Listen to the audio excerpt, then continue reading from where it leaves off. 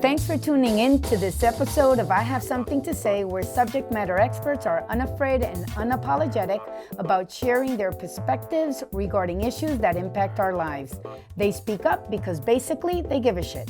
So if you're tired of canned answers and want to finally hear real people cut through the BS and talk about real issues, this is the podcast for you. I'm your host, Sami Heyman Marrero from Urbander, and behind our mixer is our producer, Chris Majoka from UdoU.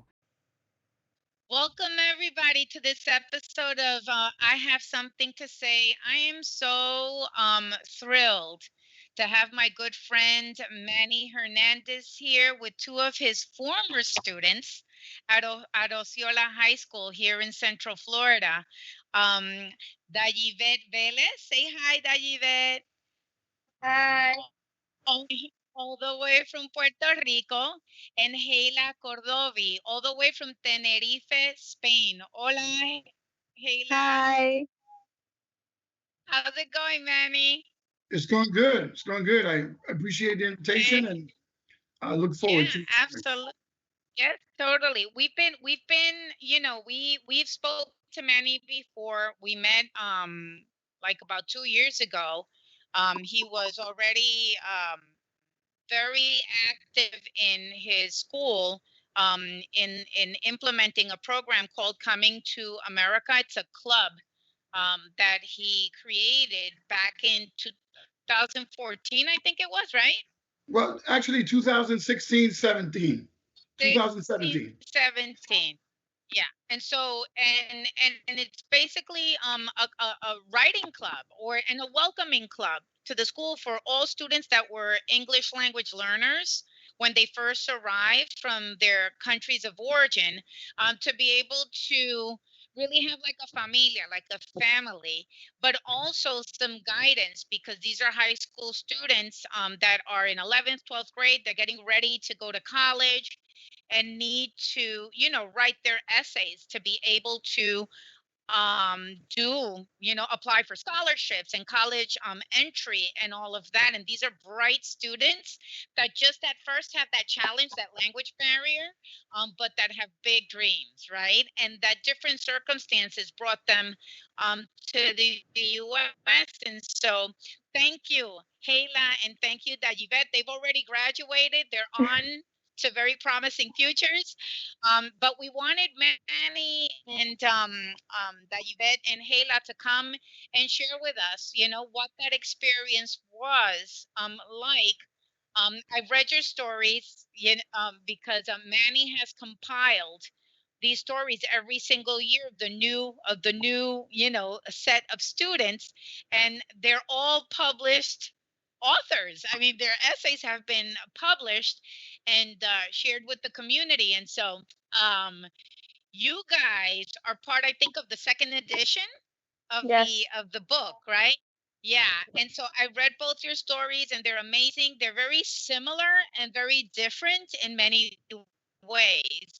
And so just wanted to, let's start with Manny. Manny, so what compels you, right, to not only do your regular teaching job, but then to also invest your time and energy, and your guidance and I know that your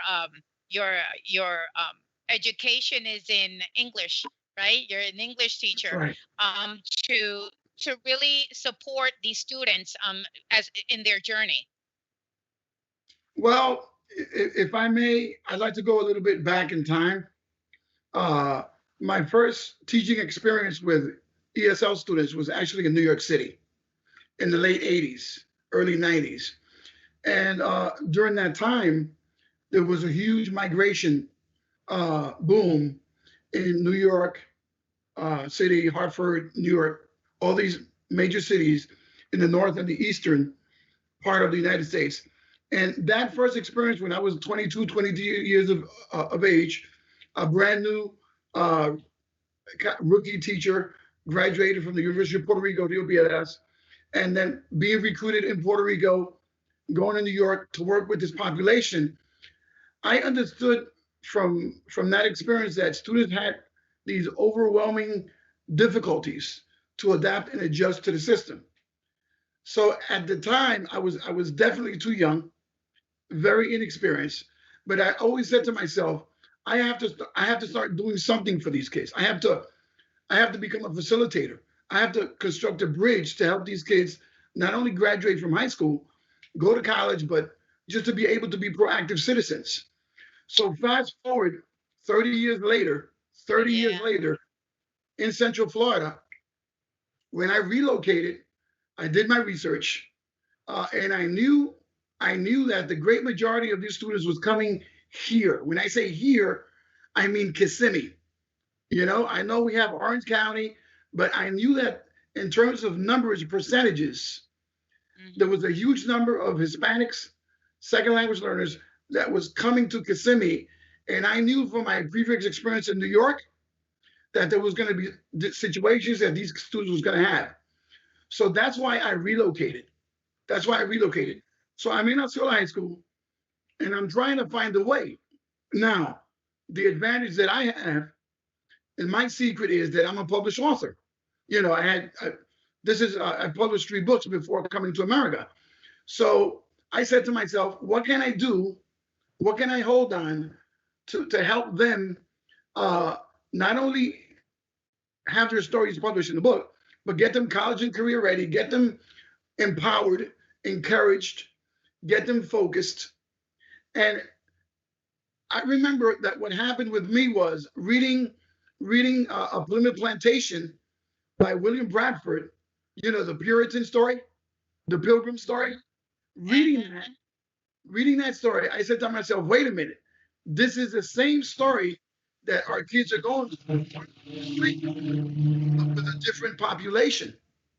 Mhm. This is the same story that these kids are going through." So I said to myself, "Why don't I help them write their story? Because these kids are the new pilgrims." So that's how it Right. all started. That's how it all started.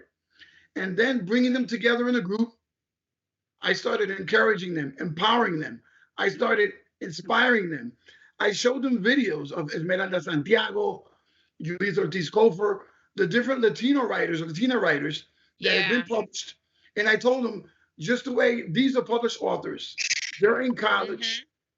you Yeah. know, you can be an author, you can get college and career ready, and you can take off. So that's how it started. Yeah. That's awesome. That's fantastic. And so I read each of your essays, Hayla and Dayivet. And let's just start with you, Hayla. You know, Okay. you're now in Spain. How was it when you arrived, right? I know you come from Cuba, right? Mm-hmm. And Yes. so, you know, and your story is very poignant, you know, because you traveled basically alone and had to, right? And you know, all of those doubts and fears and just not knowing what to expect when you made that transition and then arriving to Osceola High School. First, tell me a little bit about what it felt leaving, you know, home, Cuba, and your mom. It was so, you know, just like just Yeah. really Painful and poignant. sad. Yeah. Yes. Yeah. It was. How?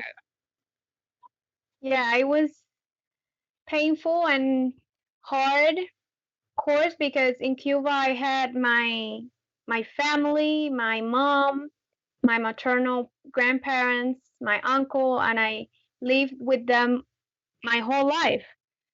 And I had my friends, my school, my life there. And then one day my father told me, "Let's go to United States."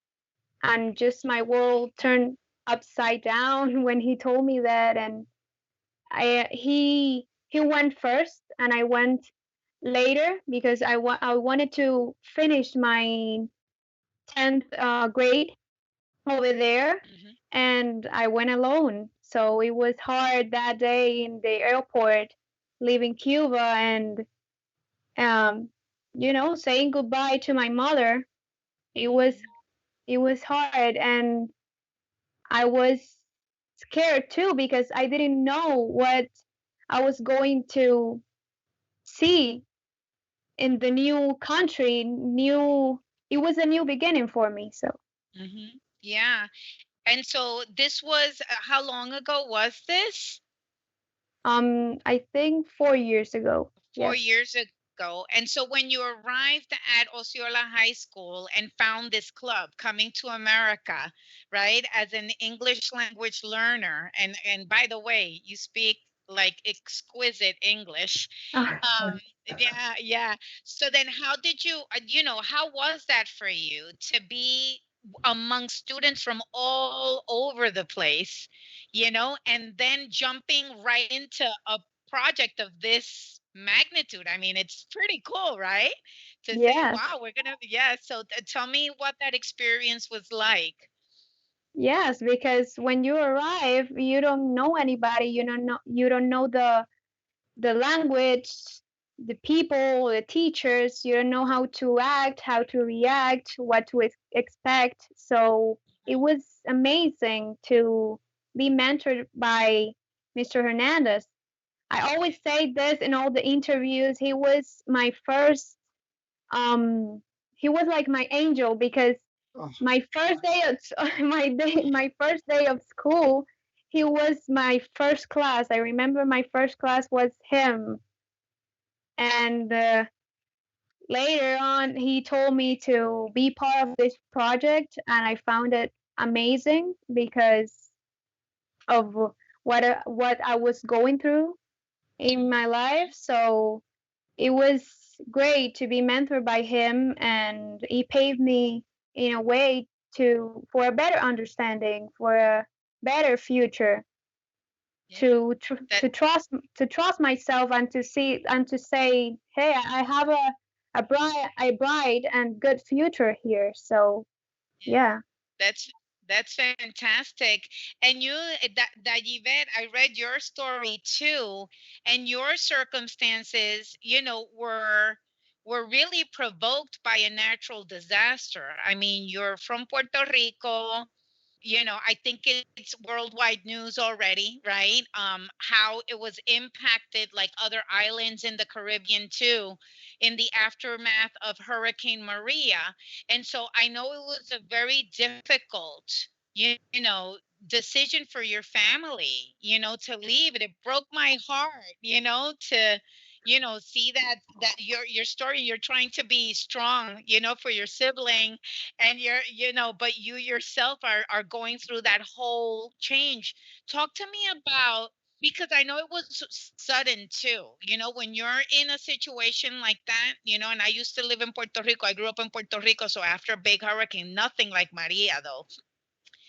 It's almost like, what do we do now, right? So what were you thinking?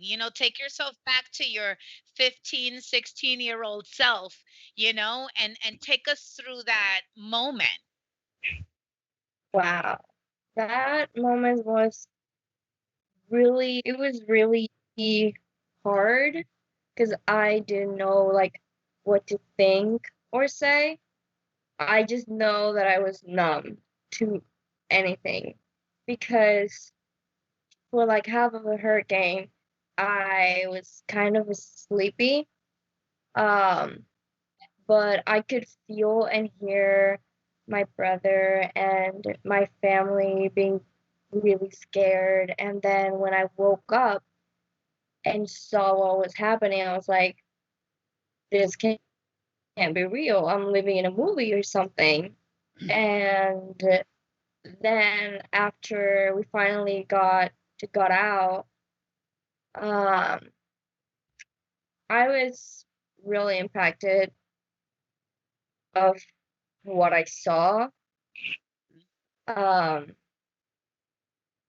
and it's even harder to think about it because the last time I thought about it, it was Yeah. writing my story, right?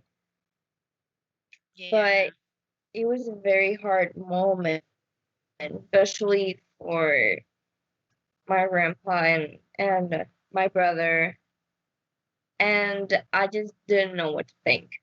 I just Yeah. knew that it was a hurricane. I just knew it was going to just disaster everywhere. And when I saw that, I realized it was true. So it was really hard. Yeah. And then that decision of your family, I know it was very hard to make that decision to come to the US mainland, right? Like many other Puerto Ricans have throughout decades, you know? But here it was almost like you had to find another option because the island was so impacted. So as a teenager, right? It's like you kind of don't have a choice, right? And so what did you, yeah, because I've been there. So, I know how it is that sometimes you're like, what do you mean we're gonna move, So how was that process of coming over, the unexpected, and then coming to Osceola High School? Do you feel it was similar to Hayla, or like, please tell me a little bit about your experience in coming over and joining this club, and all of a sudden it's like bam, you're part of this project. How was that for you? I didn't expect it when I first arrived at Osceola. I was like, okay, still the same thing. I'm just going to be this shy girl in the back of the room, and that's it. Um, I knew that it was the right decision, so I wasn't like, no, I don't want to leave. It was really hard to do it, but I was like, this is best for my family. Let's just do it. Then arriving at Osceola, I was like, this is nothing like Puerto Rico. Okay, interesting. Because it's like a whole new world and planet. Because here in Puerto Rico, only like college is that big. And then realizing, oh no, this is high school and it's a world.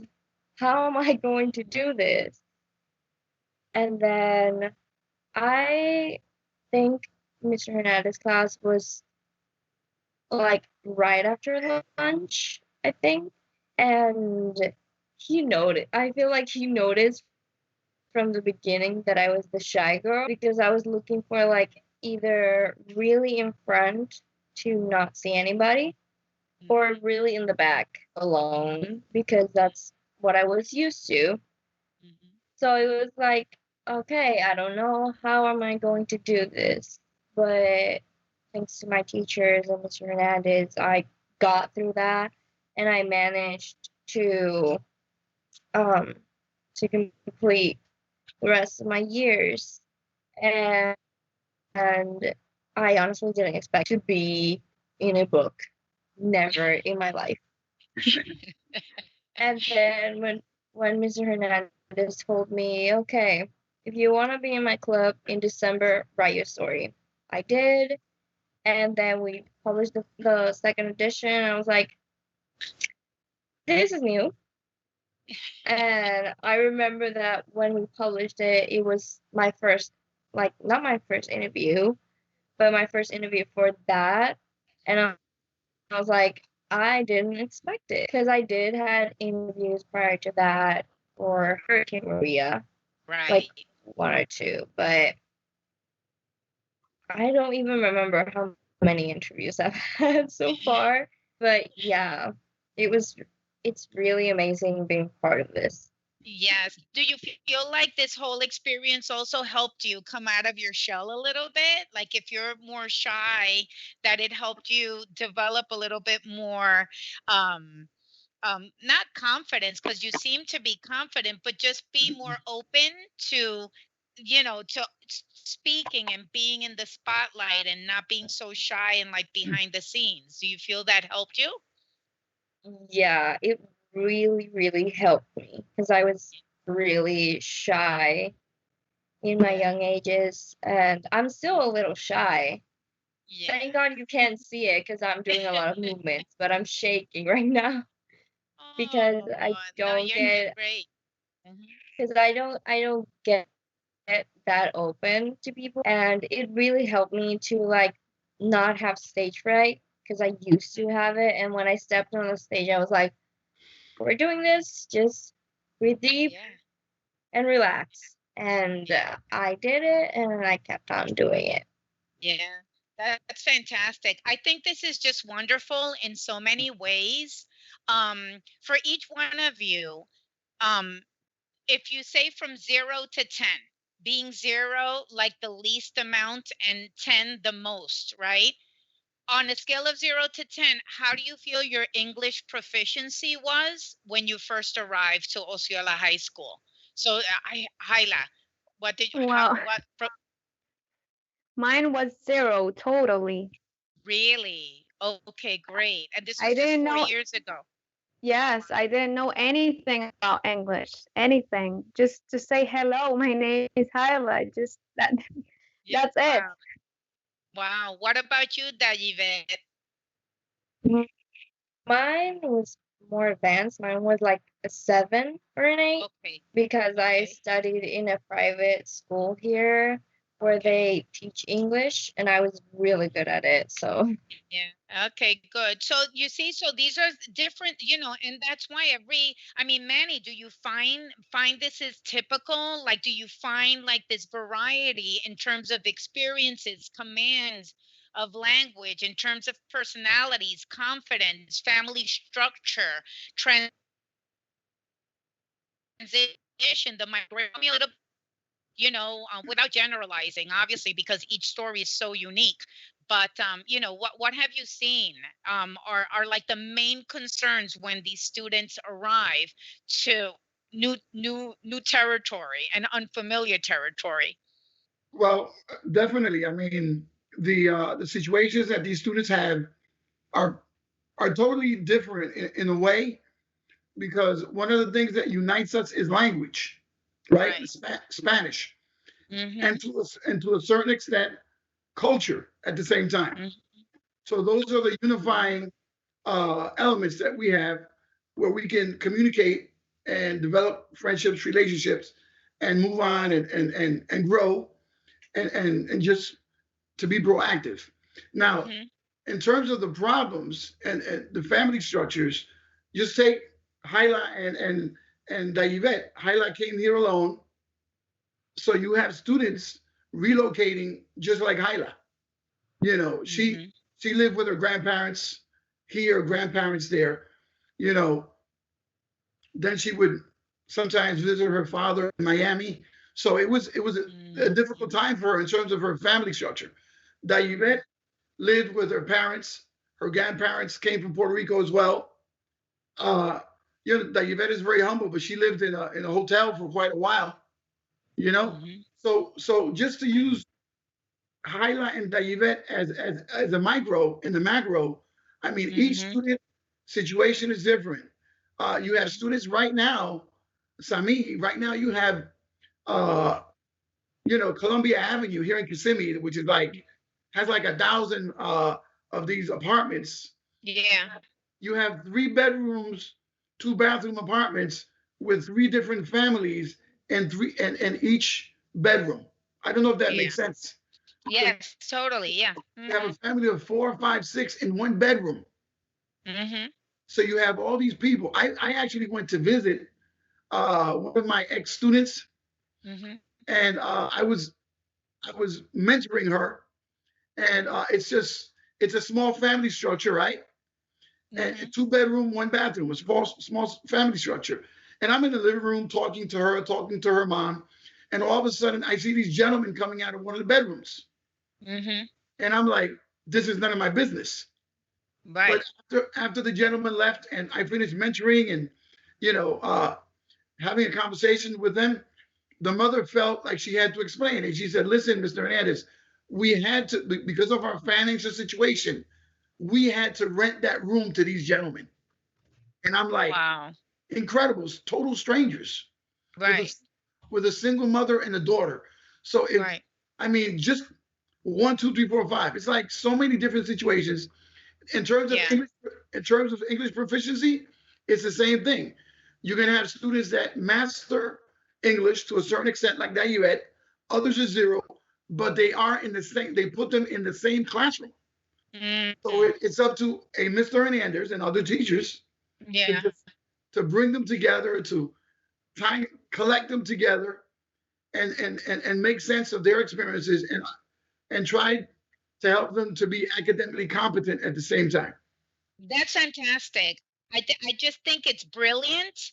I know that you and I are working at at a community level to try to implement this program to help 11th and 12th graders, just like Hayla and Dayivet, when they were in your program, to now bring it to other counties, and to really equip students that are English language learners, right? To Because I don't like the term, and I learned that with you. We don't use limited English proficiency here, Yeah. right? They're English that yeah, we're English language learners. It's different, because we have the capacity to learn the language. It just takes a minute or two, right?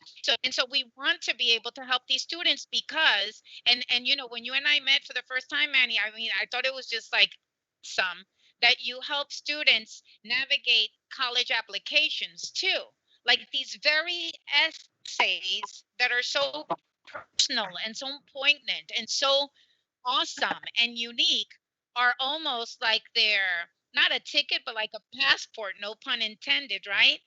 For to apply for college scholarships and to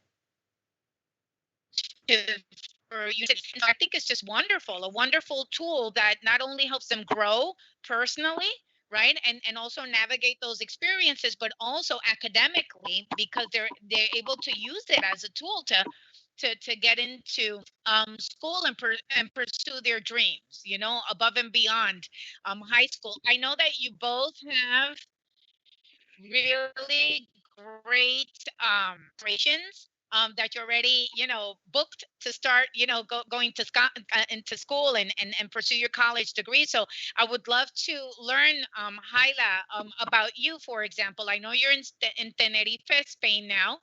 Okay. Tell me a little bit about what you're looking to pursue from a college degree perspective, and also before that, I read something in your essay that really spoke to me a lot, because when you first got, it says that when you wrote that when you first got here, people tried to quote unquote encourage you by saying, but listen, don't get discouraged. Look what so and so has done. And look what so and so has. And they would compare you or show you what other students have accomplished. And you wrote in your essay, and I kept on it, like it kind of made me like almost upset and angry, like, why are you comparing me? Everybody's unique, everybody is Yes. different, and Right. they're trying to like have like this cookie cutter approach to my life when I'm like nothing like all those other people. I'm like, yes, I'm like, yes, Lila, I love that. So and now, and now you're in Spain, so tell me, like, tell me what your philosophy is in terms of how you want to lead your life, right? And secondly, what you're looking to pursue with your studies in Tenerife now. Well, first I'm working on my degree because I'm doing medicine because I want to become a neurosurgeon, an ophthalmologist too. So yes, um,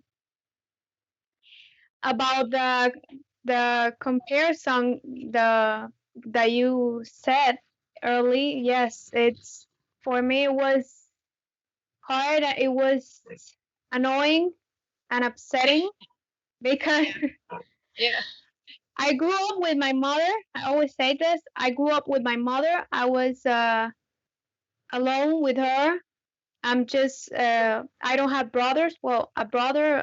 My father has uh, it's my brother for my father's side. So yeah, I grew up with her, and she never compared me with anybody. She always said, "You are unique, so you are going to accomplish your own things by yourself. I'm just going to give you the tools, but you are your yourself by your own." So when I arrived in United States, it was a little upsetting that everybody tried to compare me and tried to put me an image and an example of somebody who I didn't even know to be like that person. So I just said no. I'm myself, so I'm going to accomplish my own things, and I think I'm doing pretty good. Yeah, I think By so. now, I think I'm doing pretty good. By now. Yeah, listen, Hayla, you're a rock star. Let's just say that, okay? You both are. I'm just like in awe of both of you. But go ahead. Yes, you're yes. Go ahead. Yeah, and yes, um, and some part of this, I'm really grateful with Mr. Hernandez, because some part of this, it's because of him, because he helped us like go through all the situations and difficulties of high school, and he helped us um overcome all that. So yeah.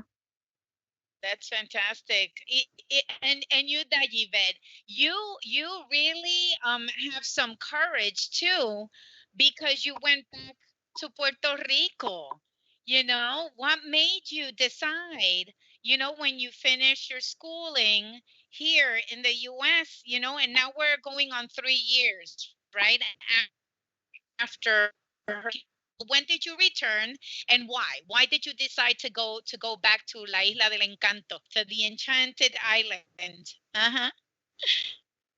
Well, I came back like 2 months ago in March. We decided to come back because we were still living in a hotel, Mm-hmm. and it was really hard for us financially, and we didn't have an actual like solid place to stay. So my family was like, we have to go back because at least here in Puerto Rico, uh, like right now, I'm staying in my grandma's house because we're better than my house.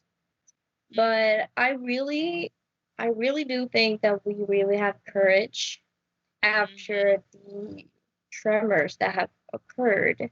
Um, and mostly me, because I I panic a lot when tremors happen. So I do think that I really have a lot of courage in that. I'm sleeping in the living room.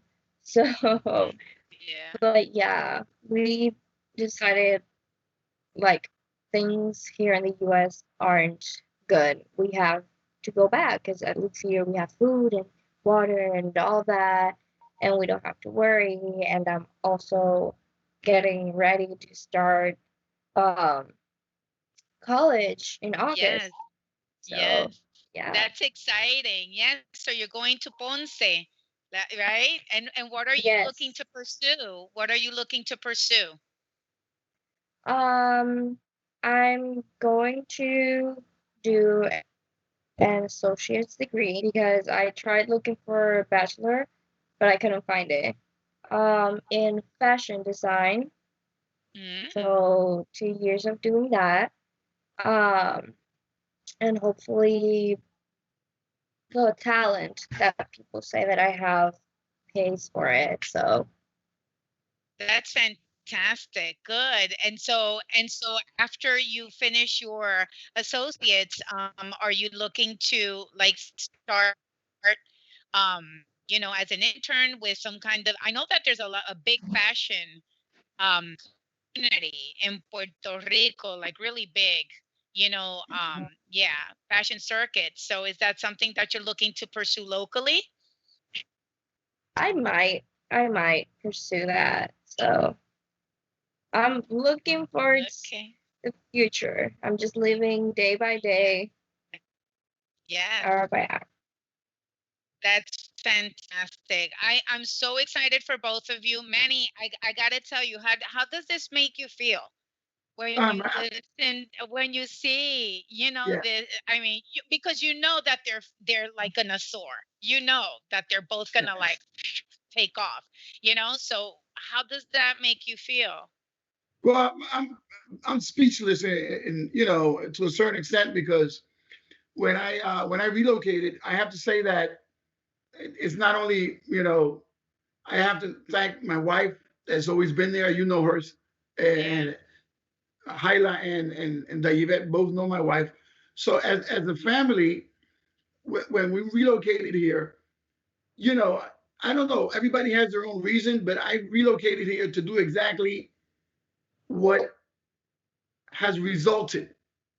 So Yeah. just listening to them, it's like I'm like living in another place, in another era, because I really, what I wanted to happen was exactly what's happening. Of course, every experience is different. You know, Right. I can't expect every student to march at the same pace. Right. But I can tell you, we have more than 25 students that are, we have more than 25 students, ex-members from the club that have already graduated, and all of them are on their way, you know, either in college or, I mean, one of them is a realtor already. 1 year after he Yeah. graduated, young man is a realtor. So if I were to Yeah. start telling you stories, you know, Yeah. so that is exactly what I wanted to happen. So listening to them is like I'm in awe of the moment. I'm humbled Yeah. by their words. And for me, in reality, and they know it, for me, it's an honor, it's a privilege that God has given me the opportunity to work with them and to earn their trust, because that's not easy in these times, to earn trust from Yeah. teenagers, male and female, you know. Yeah. So I have the, I'm very grateful. And knowing that Yeah. now we're transitioning, and to a different level with what we've been able to Yeah. accomplish really makes me Yeah. feel a whole lot better as well.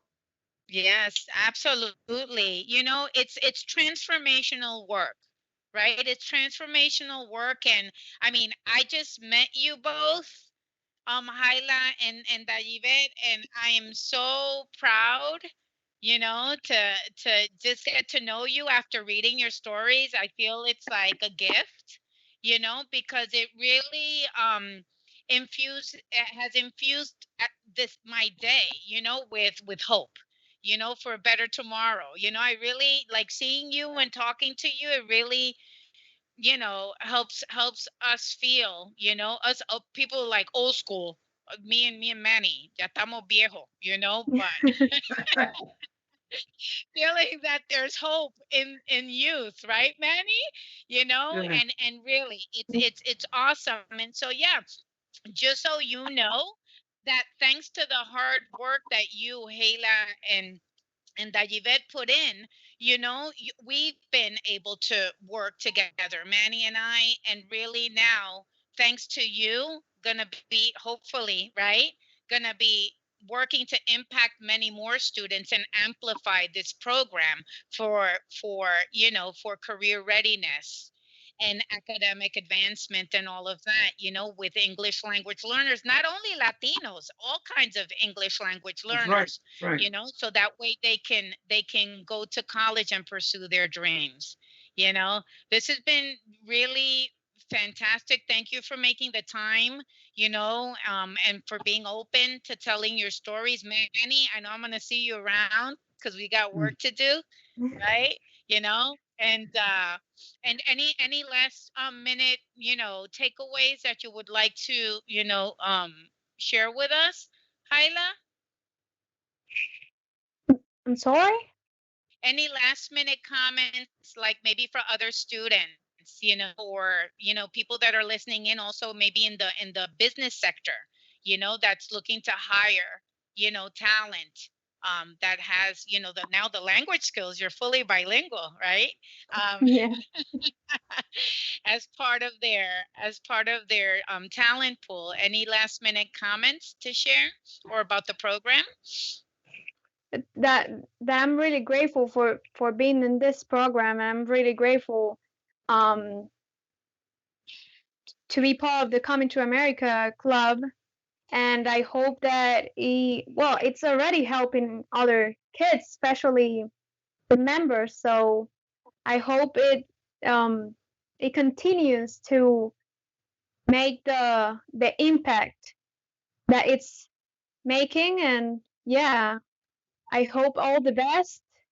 I think it's amazing, this club that Mr. Hernandez did. All this project is amazing, and it's impacting others people's life, not all their kids, but kids not only in Florida, but all over the world. So yeah. Yeah, that's fantastic. Can you, Dayivet, any last comments you would like to share? Yeah, I'm also really grateful for being part of this massive program, and what Hayla and I have been through. It's a proof that if you believe and have the courage to do something, you are going to do it. So just don't give up and keep on fighting. That's Yes. fantastic. Thank you so much, Manny. Any last minute comments? Yes, please. Yeah, this is so perfect because just like Hayla and Dayivet and so many other coming to America members, ex-members, college students, professionals today, uh, we can, what we're interested in doing is to facilitate the same skills that we've been accomplishing in school, but then sending students like Hayla and Dayivet to schools through online resources, right? Right. Through Zoom, through Skype, to be able to mentor other kids. Because one thing is for Mr. Hernandez to mentor. You know, like you said, you and I are. I think I'm a couple of years older than you are, but you know, but we're there. We're there.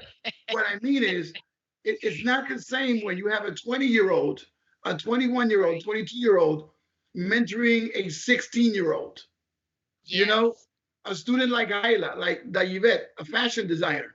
You know, Hayla, a doctor, Right. a medical student, coming in and being able to talk to students using online resources, you know, Right.